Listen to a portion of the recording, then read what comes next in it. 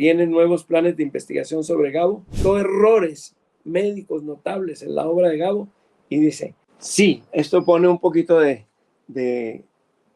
sonrisa en lo que es dramático, que es lo que está contando en la profesora Irene, y lo que nosotros entendemos y vemos en la situación del Medio Oriente. Esto es sobre un colombiano que es latinoamericano y que es además patriota de la lengua española, que Irene lo ha leído con seguridad, que es Gabriel García Márquez. Y dice así, el título es García Márquez en el quirófano.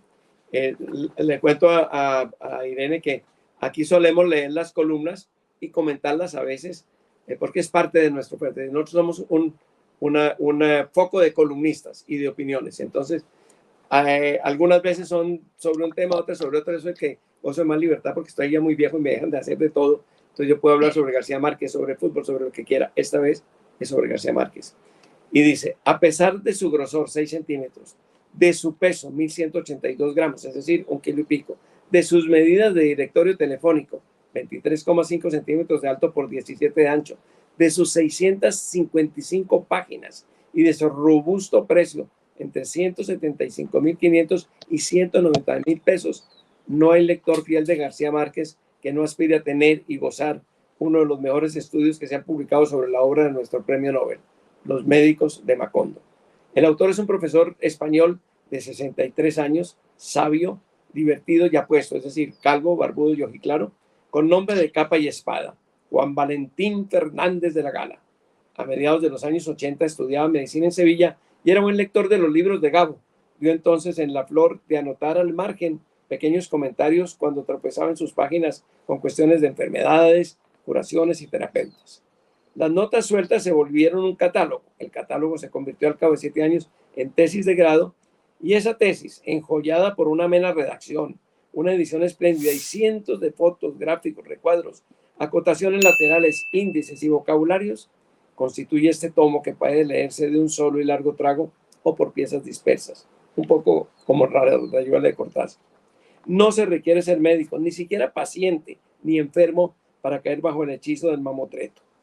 Fernández de la Gala es profesor y no tiene consultorios en el laboratorio, ya que su especialidad antropológica es el estudio de huesos arqueológicos. Y por supuesto, García Márquez.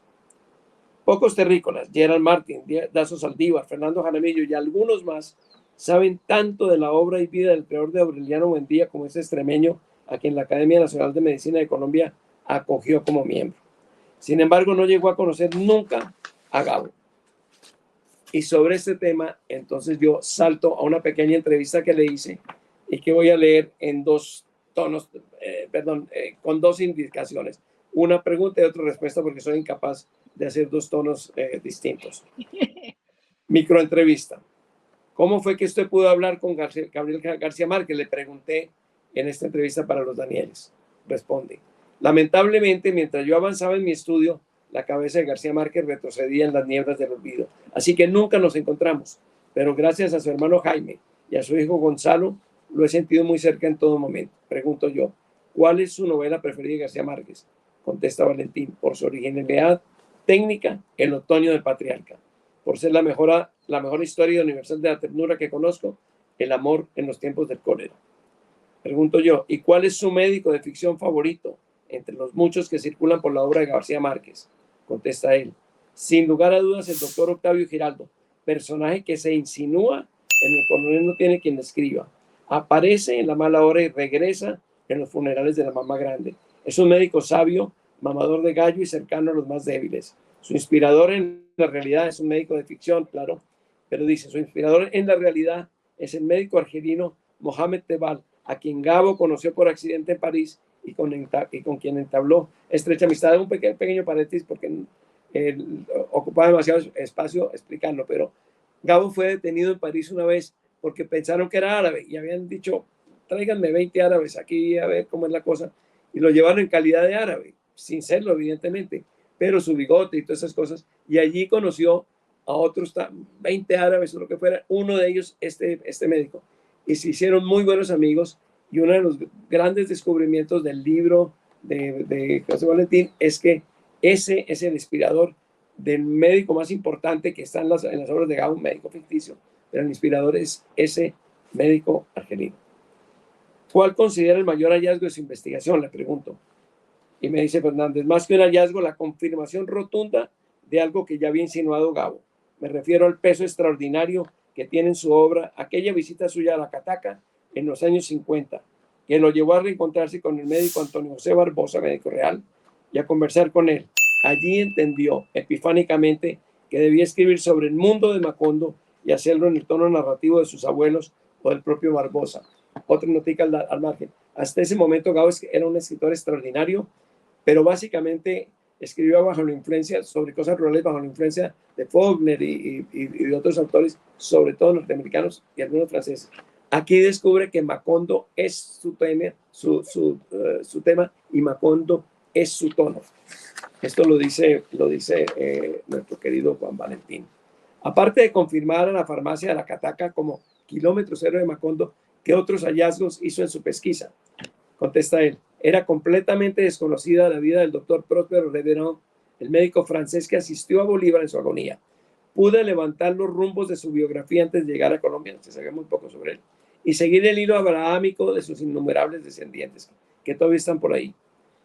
Pregunto yo, detectó errores médicos notables en la obra de Gabo y dice, escasísimos en tantas miles de páginas de novelas y cuentos. Gabo era muy riguroso con la precisión real para así edificar mejor sus ficciones.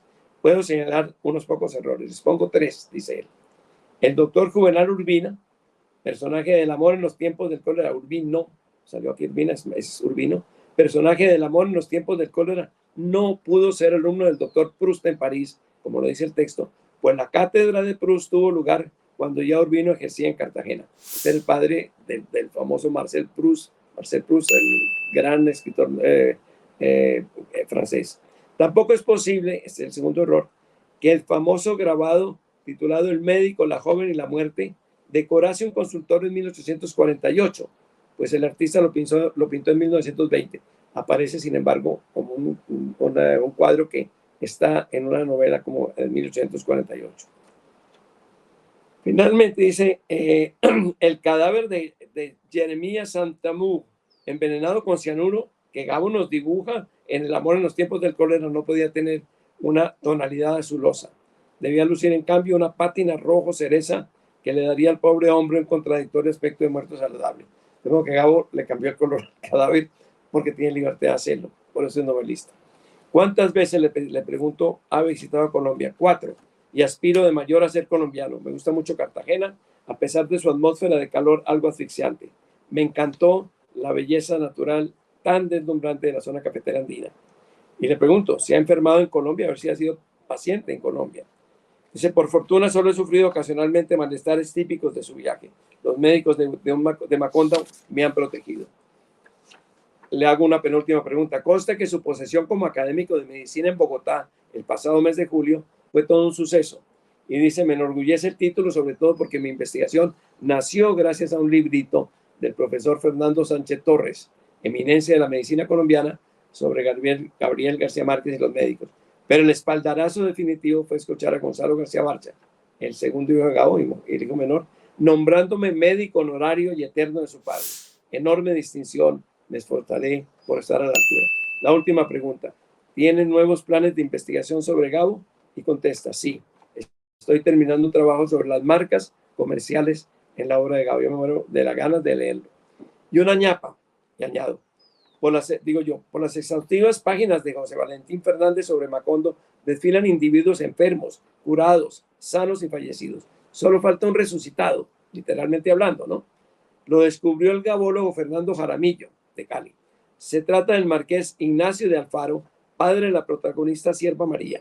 En las primeras ediciones en español, hacia el final del amor y otros demonios, el marqués, estos son comillas, se levantó sin prisas, volvió a poner la silla en su lugar y se fue por donde había venido sin despedirse y sin una luz. No se sabe más de él en ese primer momento, pero en la edición en inglés se halla un párrafo a continuación del anterior que faltaba en la española y que gracias a Jaramillo regresó al texto en versiones posteriores. Por alguna razón se cayó el párrafo y en las primeras ediciones no aparece. Allí conocemos el destino final de Alfaro, entre comillas, ya tomado literalmente de Gabo. Lo único que se encontró de él 2 veranos más tarde en una vereda sin rumbo fue la osamenta carcomida por los gallinazos. A partir de la siguiente edición castellana, este párrafo regresa al manuscrito. El Marqués resucita, pues, pero resucita muerto, va cuando existe. Esa es mi columna sobre estos hallazgos de Gabo que, no sé, pero a mí me parecen fascinantes y envidio la actividad de los gabólogos. Supongo que Irene ha leído a García Márquez y le gusta.